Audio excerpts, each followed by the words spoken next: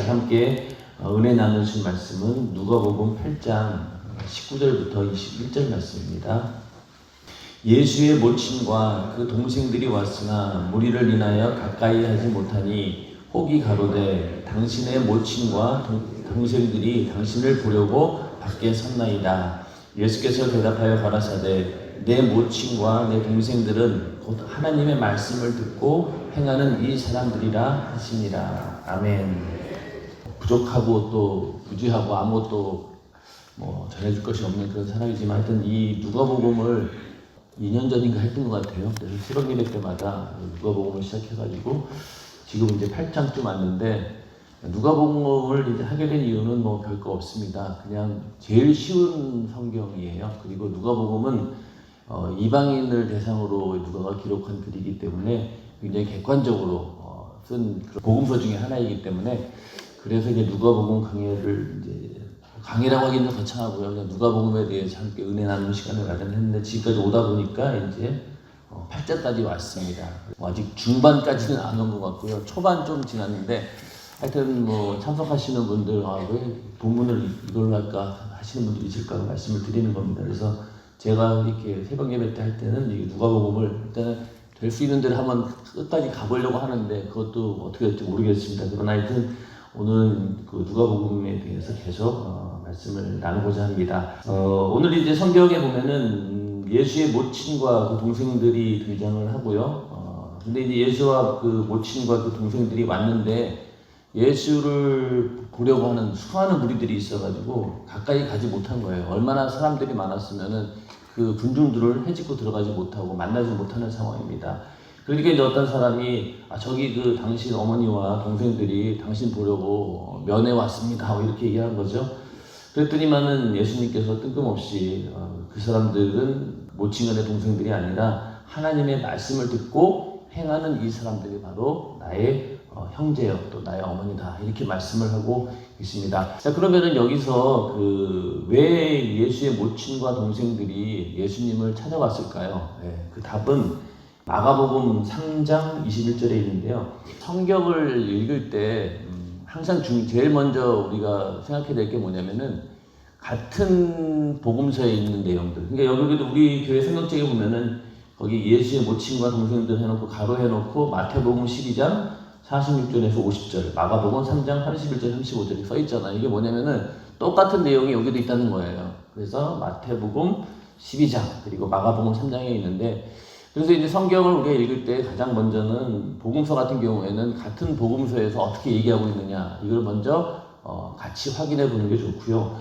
더 나아가서는 이제 우리가 성경 관주라고 얘기하죠. 관련된 성경 구절 쉽게 얘기해서 그래서 어떤 말씀이든 간에 이 말씀과 관련된 다른 구절들이 반드시 있습니다. 관련된 구절들을 같이 이렇게 찾아보는 거예요. 그러면은 이 말씀에 대해서 구약에서도 이런 말씀이 비슷한 게 있고 또 신약에도 이 말씀과 유사한 그런 내용들이 있습니다. 그런 것들을 계속 이제 관주까지 같이 성경을 읽다 보면은 나중에 가면 이게 서로 짝이 맞춰져요. 그래서 이 말씀을 들으면은 그 말씀만 딱 떠오르는 게 아니라 관련된 말씀까지 다 기억이 납니다. 그러면은 굉장히 우리가 하나님 말씀을 읽는데 풍성하게 읽을 수가 있습니다. 예전에도 다른 건 몰라도 이 관주 성경은 꼭 있었어야 돼요. 옛날 그 세로로 된 성경에 보면은 그 밑에 가로해놓고 여러 성경 구절이 써 있잖아요. 그게 다 뭐냐면은 관련된 구절을 말하는 겁니다. 굉장히 그 기본적인 거죠. 그렇기 때문에 항상 우리는 성경을 읽으면서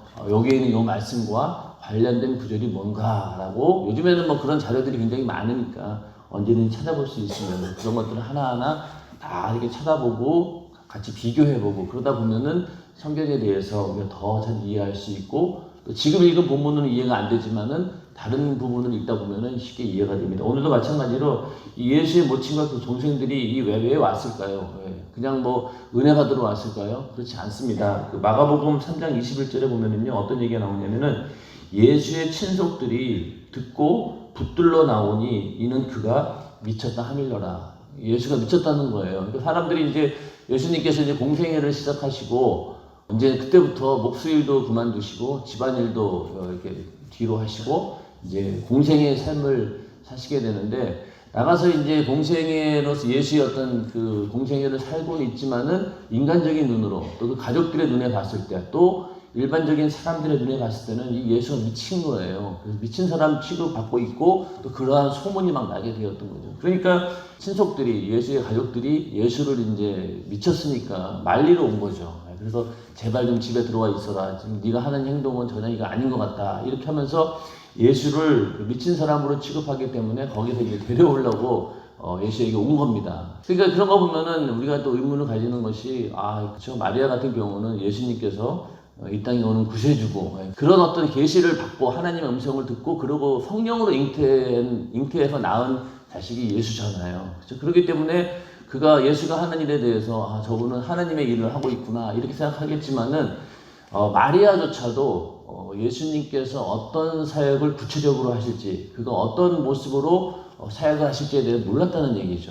아마도 마리아도 그 당시 가지고 있던 관습이나 생각을 메시아에 대한 그런 관이 있었기 때문에 하나님의 아들 그리스도 메시아라고 하면은 이런 코스를 밟지 않을까라고 내심 기대하고 있었겠죠. 그래서 아마 지금 예수님이 이렇게 하고 다니는 그런 모습이 아닌 좀 더 그럴듯하고 또 누가 봐도 납득할 만한 이제 그러한 모습을 가지고 그리스도의 사역을 감당하지 않을까라고 기대를 했겠죠. 근데 그 모친이 봐도 이거는 아닌 거죠. 보니까 그냥 제자들이라고 하는 사람들도 보니 뭐 어부 출신의 별 볼 일 없는 사람들이고 돌아다니는 이렇게 꼬라지를 보니 이게 별로 그렇게 대단해 보이지 않는 거예요. 그러니 주변에 있는 사람들도 그가 능력이 나타나고 뭐 이적을 보인다고 하지만은 그러나 예수가 가지고 있는 그런 신분이라든가 또 그 당시 제자들과 다니는 그런 모습들을 보고 그를 뭐 하나님의 아들 그리스도 자기 민족을 구원할 메시아 전혀 생각하지 않았다는 얘기죠. 가족들까지도 그렇게 생각하고 예수를 미친 줄 알고 이제 데리러 왔다는 거예요. 그만큼 예수에 대해서는 그런 상황이었습니다. 그래서 이제 미쳤다라는 말을 듣고 이제 데려오기 위해서 이제 그 예수를 만나게 온 것이죠. 그런데 이제 예수님께서 거기서 이제 이런 말씀을 하신 겁니다. 이제 예수님의 족보를 보면은 거기 보면은 대단한 사람들이 많이 나옵니다. 믿음의 족보이면서 동시에 또 혈통적인 족보이기도 합니다. 계보를 타고 예수님께서 오셨으니까 거기는 이제 뭐 대단한 사람들이 많이 나오죠. 근데 그 예수 족보는 어떤 의미에서 보면 예수님이 오시는 길이에요. 예수님이 이 땅에 오시는 순간 그 족보는 그걸로 이제 끝나는 거예요. 그 다음부터 그 예수 그리스도의 족보에 들어가는 사람들은 누구입니까? 바로 물과 성령으로 거듭난 하나님의 자녀들입니다. 바로 우리들이죠. 그러니까 우리는 예수의 족보 안에 이게 기록은 안 돼 있지만은 우리는 그 족보에 들어있는 사람들보다 훨씬 더 큰 자들입니다. 인정하세요? 네. 성경에 보면 요한복음 3장 5절에 사람이 물과 성령으로 나지 아니하면 하나님 나라에 들어갈 수 없느니라. 우리는 물과 성령으로 거듭난 하나님의 자녀이기 때문에 그때부터 우리는 하나님의 나라 또 하나님의 그 자녀로서의 그 계보 안에 들어가는 겁니다. 그래서 여자가 낳은 자 중에 침례 요한보다 큰 자가 없다. 그러니까 여자가 사람 중에서 가장 큰 자가 침례 요한이다. 그러나 하나님 나라에서는 극히 작은 자라도 그보다 크니라. 물과 성령으로 거듭난 하나님 나라를 확보한 우리들은 어떻습니까? 침례 요한보다 큰 자라는 거예요. 그러니까 구약시대 예수님이 오셔서 마지막 예수를 소개한 선지자인 침례 요한보다 우리가 더 큰 자라는 것이죠. 우리는 예수님의 족보보다도 더 큰 계보 안에 들어온 사람들입니다. 그 축복이 우리 안에 있음이 참 감사한 일이죠. 우리나라에도 그 일제 시대 바로 전까지 우리나라도 이 왕체제였잖아요. 그래서 마지막 그 왕이 이제 고종 그 순종 이렇게 있었는데 그 왕손들이 있잖아요. 우리나라 이제 왕이 없어졌지만은 그 영친왕이 마지막 황태자였습니다. 그리고 이제 그 영친왕 밑으로 이제 많은 자손들이 있었는데 그 가운데 이제 원래 그러니까 영친왕 바로 밑에 자녀는 죽었어요.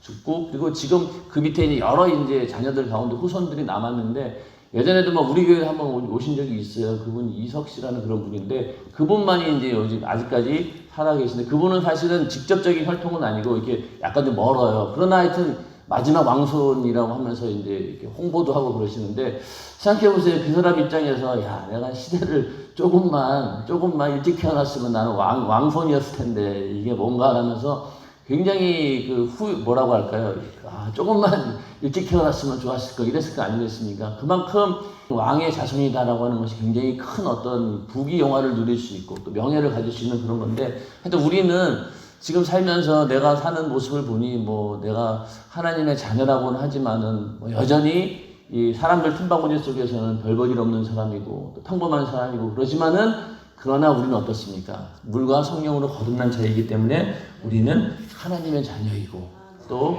더 나아가서 우리는 또 주님의 신부의 자격을 위해서 준비하는 자들이고, 침례 요한보다도 우리가 큰 자다, 가장 큰 선지자보다 우리가 하나님께서는 더 큰 자로 인정해 주시구나 라는 그런 믿음을 가지고 오늘 하루도 실망하고 좌절하지 않고 매일매일 하나님의 은혜 가운데 사시기를 주님의 이름으로 축원합니다.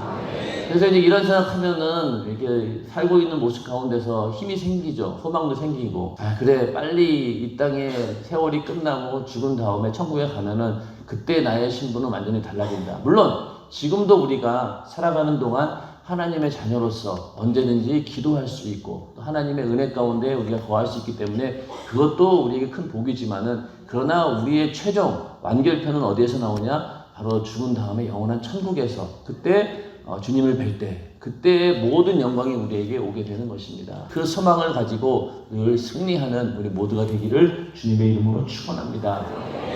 그래서 이제 우리는 이런 물과 성령으로 거듭난 자들이다 이렇게 얘기하고 있는데, 이 뭐 물로 거듭났다라고 하는 말은 어떤 얘기냐면 하나님 말씀으로 거듭났다는 얘기죠. 그리고 그 말씀은 곧 복음을 의미하기도 합니다. 그리고 또 물 그러면은 침례를 의미하기도 해요.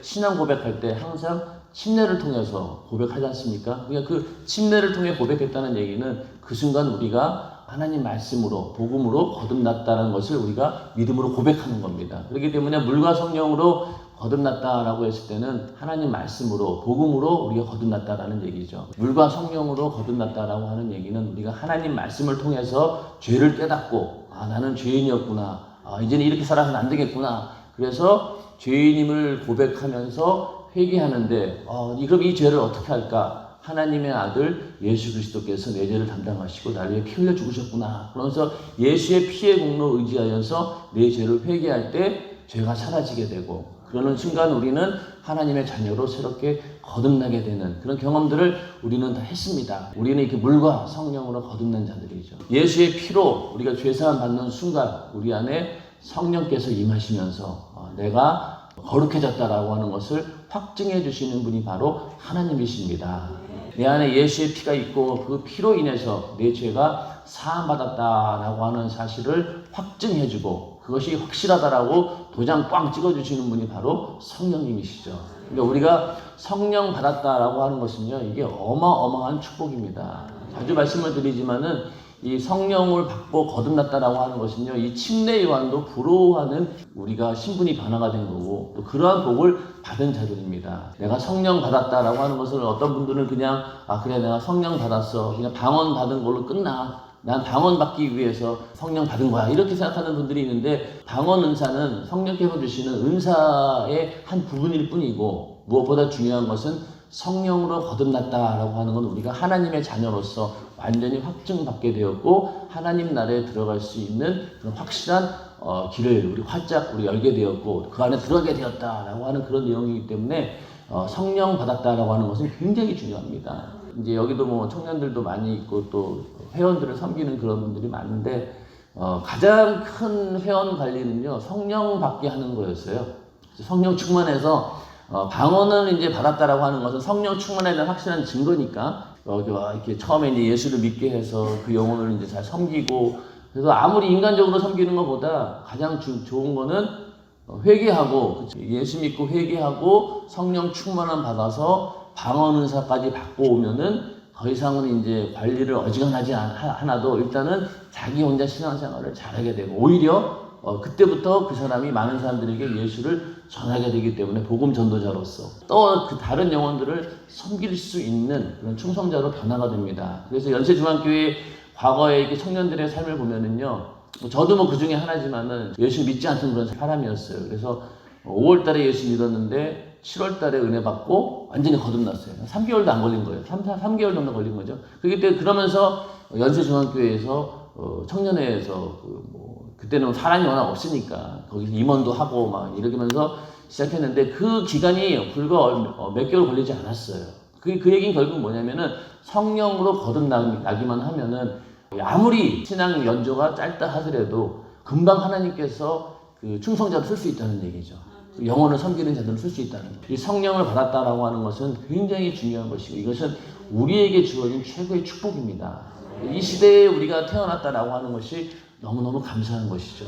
구약시대 사람들은 아무리 제사를 드리고 별의별 노력을 다해도요 하나님을 내 안에 모실 수가 없었습니다. 멀리서 바라보고 그냥 이럴 뿐이었지 내 안에 직접 모시고 또 그분이 나를 진리 가운데 인도하신다. 이건 상상도 못했던 일입니다. 그러나 우리는 성령으로 하나님을 내 안에 모신 자들이고 또 그분과 함께 이 땅을 살다가 영원히 함께하는 그런 큰 복을 받은 자들입니다. 그래서 이 땅에 살면서 어떤 어려움과 또 힘든 일이 있다 할지라도 우리는 그런 하나님의 자녀다라고 하는 그런 자부심과 소망을 가지고 승리하기를 주님의 이름으로 축원합니다. 그래서 이제 성경에도 보면은 이 예수의 모친과 그리고 그 가족들에 대한 이제 이야기들이 간혹 나오는데 이 누가복음 11장 27절에 보면은요 또 이런 얘기가 나옵니다. 예수님께서 이제 막 말씀을 하시고 있었는데 이 말씀을 하실 때 무리 중에서 한 여자가 음성을 높여 가로되 당신을 뵌 태와 당신을 먹인 젖이 복이 있도다. 이러면서 이제 외치는 사람이 있는 거예요. 예수님이 막 이제 설교하고 말씀을 전하고 있는데 중간에 누가 일어나가지고 저 예수님을 키운 어머니가 대단한 사람이다 이런 얘기잖아요. 예수를 뵌 태와 그리고 그 예수를 먹인 그 젖이 복이 있도다. 이 얘기는 결국 뭐예요?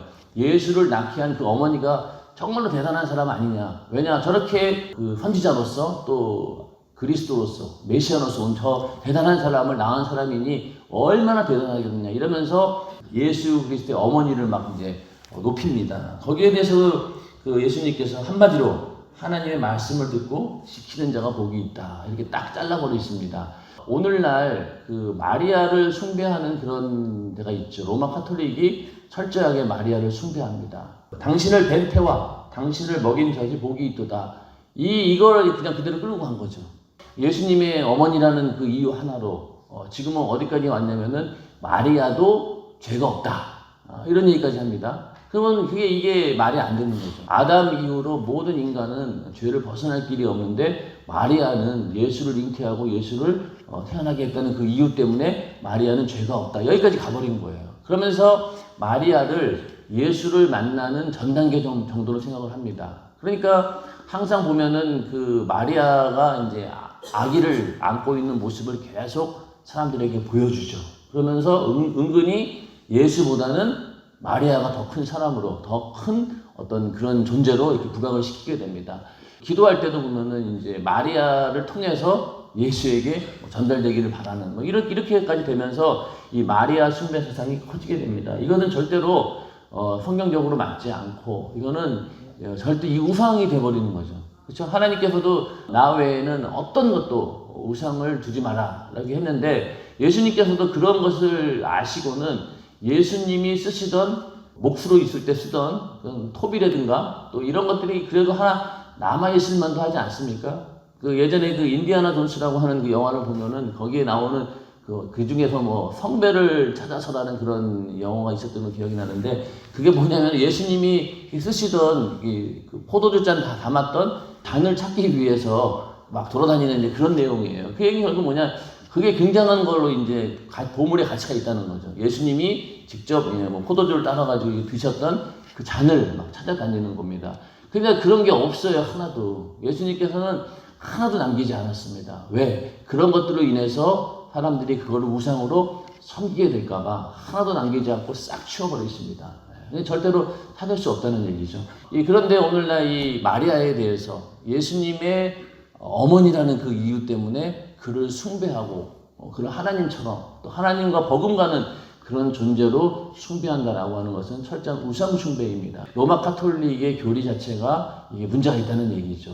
절대로 우리는 이게 뭐 같은 종교다라고 생각하시면 안 됩니다. 이거는 완전히 길이 달라져 버린 거예요. 여러분들 생각해 보세요. 그분들은 이게 성전에 들어갈 때 앞에서 이게 마리아상 보고 기도하고 막 그러고 들어가더라고요. 그런 거 봤을 때 이것은 전혀 성경과 맞지 않는 이 잘못된 그런 사상들이 들어가 있다는 얘기죠. 그렇기 때문에 우리는 이 예수 그리스도 주변 인물들, 가족들을 보면서 그들을 숭배하는 이런 사상들은 절대로 우리는 배격을 해야 됩니다. 그 로마 가톨릭 같은 데서는 이제 성인들을 계속 만들어내죠. 베드로 같은 사람도 솔직한 얘기로 정말로 하나님께 쓰셨기 때문에 그런 인물이 된 것이지, 전혀 그 인물만으로 봤을 때는 그렇게 초대 교황이다, 이게 말도 안 되는 얘기잖아요. 그런데 자꾸만 그렇게 성인들을 만들어내는 이유는 그들의 교리 가운데 성인들이 가지고 있는 공덕을 가지고 내가 구원받을 수 있다라고 하는 그런 믿음이 있기 때문에 그런 거죠.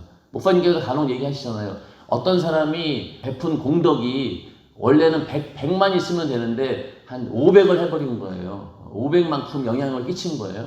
그럼 나머지 400을 나눠준다는 얘기죠. 그래서 그 400의 그 공덕을 가지고 모자른 사람들이 그 공덕 가지고 그 은혜를 입고 이제 구원을 받는다라는 말도 안 되는 이야기입니다. 그러니까 그런 성인들을 자꾸만 만들어 놓은 거예요. 결국 그거는 뭐냐? 엄밀히 따지면은 계속해서 하나님 외에 다른 것들을 섬기도록 우상을 만들어 놓는 거죠. 우리가 이 땅에 살면서도 그 사람이 아무리 대단하고 또 하나님께서 정말로 크게 쓰신다 할지라도 우리는 그분도 역시 하나님의 은혜를 입은 그런 분이다라고 하는 것을 알고 인정을 해야지, 만약에 그 상태를 지나쳐버리면요, 하나의 또 우선순위가 돼버리는 거예요. 또 내가 만약에 그런 위치에 있다라고, 하나님께서 지금 막 나를 쓰시고 하나님께서 여러 직분도 주시고 또 내가 여러 어떤 영적인 열매들도 나타나고 이럴 때 절대로 우리가 교만해서는 안 될 것이, 나는 그렇게 대단한 존재는 아닙니다. 하나님께서 그냥 쓰실 분인 거죠.